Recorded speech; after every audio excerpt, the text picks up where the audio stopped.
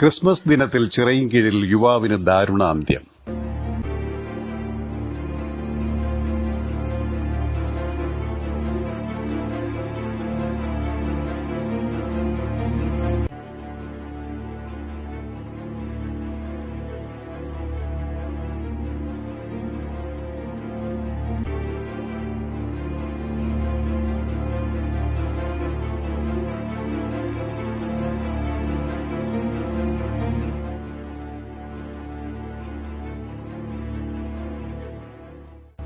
Thiruvananthapuram ചിറയിൻകീഴിൽ KSRTC bus ഡ്രൈവറുടെ ചെറിയ അശ്രദ്ധ കാരണം ഒരു ജീവൻ പൊലിഞ്ഞു.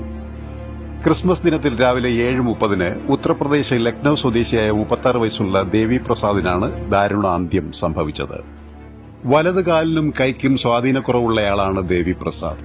ക്രിസ്മസ് ദിനത്തിൽ രാവിലെ ചിറയിൻകീഴ് ശാർക്കര ബൈപ്പാസ് ജംഗ്ഷനിൽ റോഡിന്റെ മറുവശത്ത് നിന്ന്